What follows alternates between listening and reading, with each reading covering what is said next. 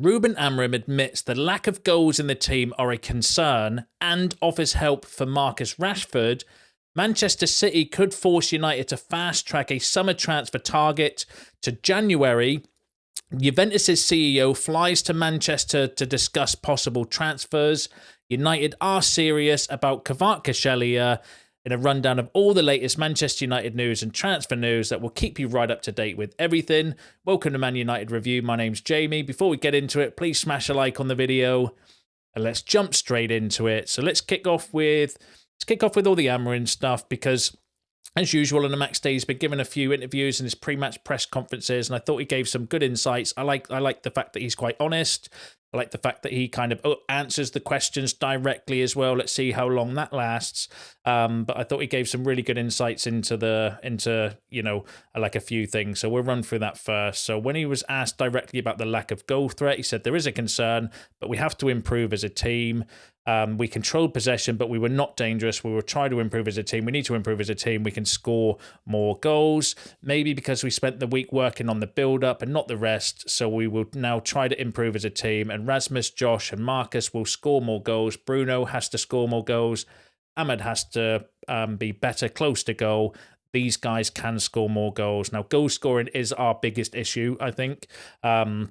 The only thing that kind of worries me about that, and I love the fact that he's acknowledged it first and foremost, but we heard the same thing from Erik ten Hag. He was saying that all these players can score goals and, you know, they're good and all of this kind of stuff, and they haven't produced it. So whether it's, like I said, it'll be interesting to see whether Amorim can get the best out of these players, whether it is a tactical issue, whether he can make some tweaks, whether he can coach them to try and pass the ball better or make better decisions in the final third, or even just sometimes it's our touching and our passing that's terrible at that end of the pitch as well. We make greedy decisions, poor decisions. You know what I mean? Whether Amorim can coach that out of the players, we're going to need to wait and see. Or ultimately, is it a quality issue? Is it just that we do not have the quality up there, and that's the kind of ceiling of the players? So we'll have to wait and see. It'll be interesting, like going forward, to see whether it is, can Amorim coach these players to play better and make better decisions and have better touches in and around the 18-yard box, or is it just a quality thing? And in which case, if it is, then I hope that anyone that doesn't kind of perform is eventually kind of moved on and looked to be replaced, because we need to replace them with better quality if they can't be coached it,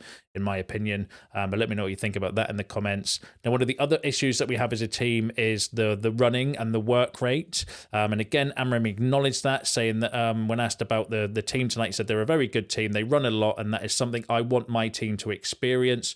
You have to have these types of games. So interesting as well. And he kind of acknowledged in one of his other press conferences that the team don't run. I think there's been 2 games this season that we've actually outran our opponents. That was Fulham in the first game of the season and Chelsea when Ruud van Nistelrooy was manager.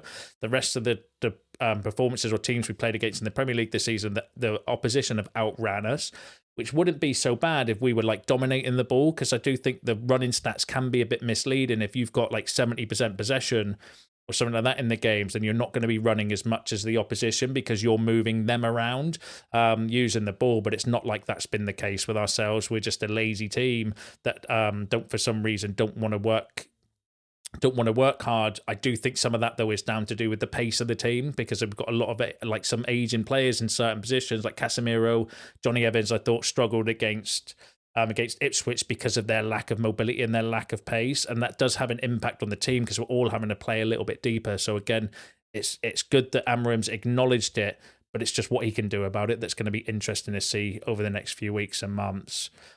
Now, one player that's being kind of managed back into fitness is Leny Yoro. So when asked directly about Yoro, he said, Leny is available for training, but we are working on his physical condition. It's important. He is a young man. It's a big club. The first image is very important. So we will try to prepare him as best as possible because he's a great talent.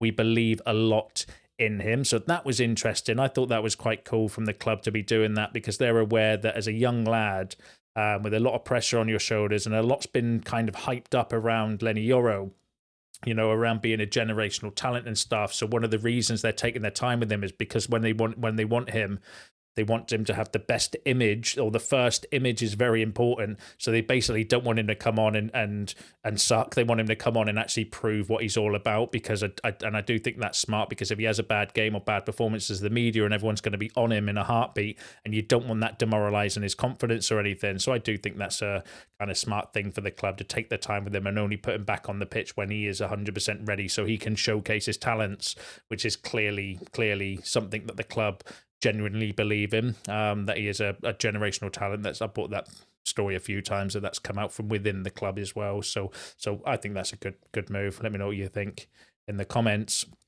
And then on Marcus Rashford, he was asked directly about him. So he said, Rashford, we would try to help him. That position, so the lone striker, is not the best one for him. I agree. He was fighting with two giants. We have to find the best solution for him. He has to be Marcus to return to that moment. He has to be the first one to want it. And I loved that from Amorim, where basically he was putting the ball back in Rashford's court, in my opinion, where he was saying, look, I'm here to help. I will give you the opportunity. We'll try and find the best position for you to work within the team and the squad. And I'll support you, and I'll help you as best I can. But you yourself have to want it. And I love that, because it's putting the onus back on the player to kind of say, because he can say, well, I've supported him. I've given him all the opportunities. I put him in the best position on the pitch where I think he can be effective. But if he doesn't perform, then it's down to the player himself. And then again, so it's going to be interesting to see how that works. And I hope he does the same with all the other players in the squad as well, which I'm sure he will, because he does seem like that sort of guy where he wants the best out of his players. And, you know, there's obviously a good connection already behind the scenes. He's a likable guy, do you know what I mean? So I do think that he would, want the best for his players, because he does come across that way as well. But again, interesting to see, because if you give any player, whether that's Rashford or any other player, that support and that type of back in, and they don't perform, then again, that's where the club need to back Amorim in the transfer market to say, okay, well, this hasn't worked. Time to move on. Let's get someone in who can work within your system and who is willing to kind of put in the effort and do all of that stuff as well. But yeah, I like that from Amorim. Let me know what you think in the comments. And then the cost of sacking Erik ten Hag has come out. So 10.4 million. That was what it cost. That was the payoff or the compensation for Erik ten Hag. And £11 million was the kind of price of bringing in Ruben Amorim. So a total cost of £21.4 million for that whole kind of sacking and rehiring from Manchester United, which is a little bit less than what was being reported. It was around 25, wasn't it? 15 to 17, I think it was, for Erik ten Hag. 10 million for Amorim, so it's not too far off, but a little bit less than what was being reported. Let me know what you think about that in the comments. Now, been an update on Ruud van Nistelrooy. So Ruud van Nistelrooy is the new manager of Leicester City. That came from a very, very credible Dutch outlet. Fabrizio Romano has also confirmed it as well. Agreement done and documents being signed with his cap. It's not been officially announced yet at the time of recording this video, but looks like Ruud van Nistelrooy is going to become the manager of Leicester City. Congratulations. Wish you all the best as well. I thought he had a really good time at Manchester United as an interim manager. It's just a shame that obviously he didn't quite work out, or he was not given a position in the backroom staff. But I do think he's good enough to go out and be a coach, a head coach, or a manager at another Premier League team. So fair play for Ruud for going out and pretty much securing a job straight away. And I genuinely wish him all the best for that one as well. And just on the whole kind of manager sacking situation, Bruno had an interesting comment to say, where he was asked directly around it and kind of took a bit of accountability for it, saying that if we change managers during the season, it's because things aren't going well, and everybody has to take responsibility.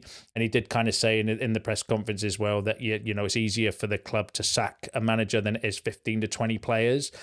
So I do think that was a good bit of accountability by Bruno, and almost kind of pointing the fingers at the blame at the players as well as the manager. And I do think that's kind of what's happened with the whole kind of Erik ten Hag situation as well. I do think it was a mix of everything. So fair play for Bruno for acknowledging that.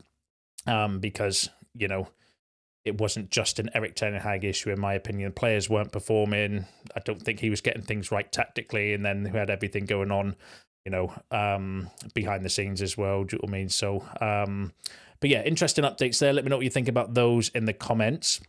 Now let's move on to some transfer talk. So firstly, Sun Sport understands Sporting Lisbon striker Gyökeres has his heart set on a move to the Premier League and a reunion with ex-boss Ruben Amorim at Manchester United. Sun are not the most credible source, though, so I would say take that story with a pinch of salt. It was actually a report around Barcelona as well, where I read that, where it was effectively saying that Barcelona are looking at potentially Gyökeres and Isaac as a possible replacements for Lewandowski going forward, but they've been turned back by Gyökeres' camp because apparently he has his heart set on moving to the Premier League and specifically Manchester United, but not from the most credible source. So I would say take that story with a pinch of salt, but I do think there is interest in Gyökeres. Of course, there's going to be, but whether we would get him or not, we'll just have to wait and see what happens going forward. Now, this was an interesting update.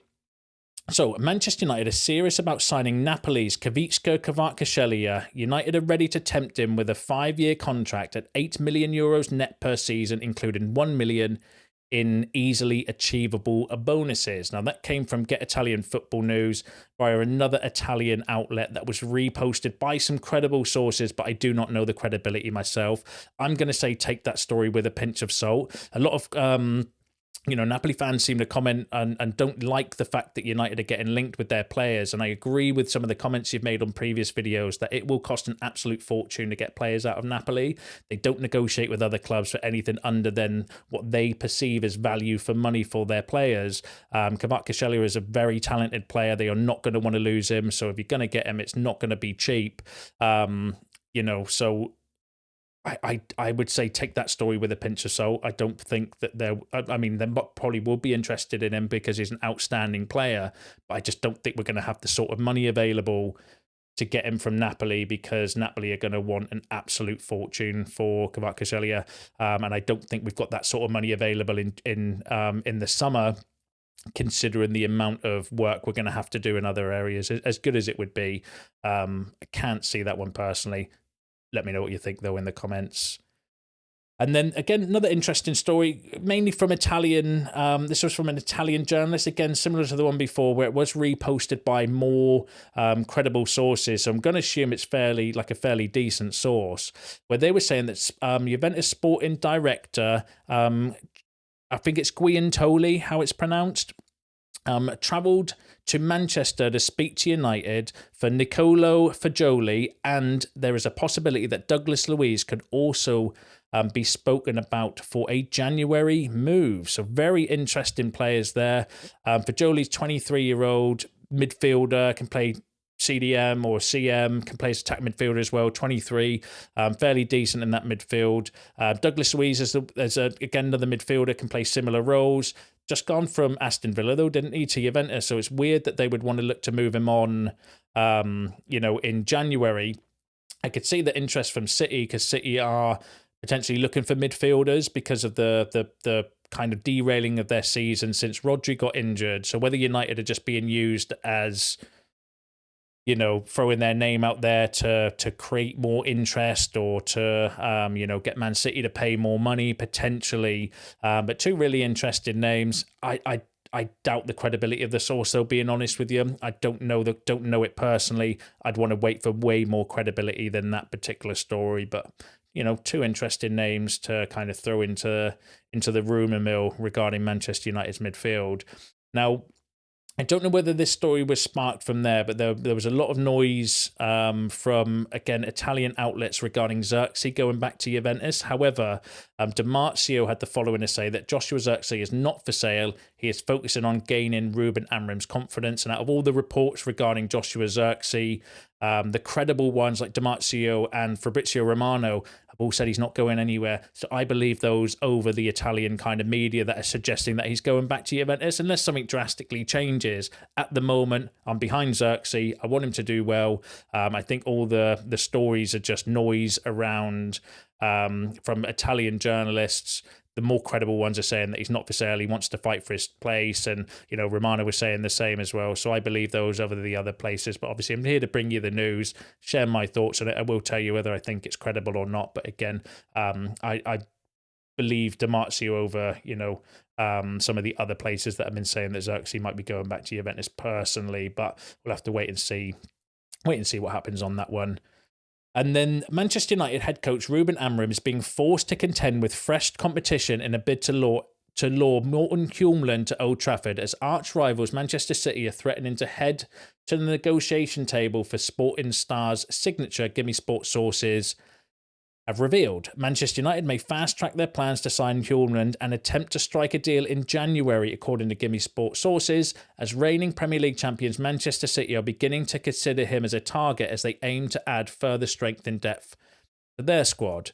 The Red Devils and Sky Blues are aware that they have the opportunity to leave Sporting powerless, as the defensive midfielder has a release clause worth close to £67 million written into his contract, meaning they will be able to enter discussions over personal terms if they match that figure. That came from Dean Jones via Gimme Sport, who is a decent source, but again, not the most credible, effectively saying that United could be forced to make a move for Hjulmand in January because Manchester City has started to up their interest. Again, I've just mentioned it because they are looking for midfielder reinforcements in January because of the injury to Rodri. That's derailed their season. Hjulmand would fit the bill. I think he's a good defensive midfielder. He's a grafter. Good on the ball as well, not necessarily the quickest, but he's got other attributes that I think could be an asset for a Premier League team, that's for sure. So what the report is effectively saying is that, look, Man City might go for Hjulmand in January, which then may force Manchester United's hand if we were thinking about bringing him in the summer. But I don't think we've got £67 million to spend in January. City will, we won't. And so if it came down to a straight shootout, if they pay his release clause, then they can talk to him. There's nothing we can do. We'd be powerless to stop it because we don't have that sort of cash available. And you know, if City outbid us, they're going to outbid us for him. And it's going to be as simple as that. So we'll have to wait and see what happens. Not from the most credible source, though. And again, could be a story just linking United with a player to generate views and interest and all of that stuff, which you always need to factor in when it comes to these kind of transfer rumours and stories. But I'll keep my eye on it, bring you any developments when they come out. But again, we don't have £67 million to spend on a midfielder in January, that's for sure. Like, I don't know how much money we have. I'm not involved in that side of things, but if we're very close to the line with PSR rules and we're talking about increasing season ticket prices and, you know, taking £2 million off of Alex Ferguson a year and, you know, potentially cutting the disabled funding, do you know what I mean? And all of these things, that suggests to me that we are pretty skint. And you know, every penny kind of counts. So I don't think we'll have that sort of cash available in January if that story is to be believed. But let me know what you think in the comments. Let me know what you think about all the other topics discussed in today's video, because that's you all up to date with the latest Manchester United news and transfer news. Smash a like on the video on your way out. Subscribe to the channel if you are new. See you in the next one.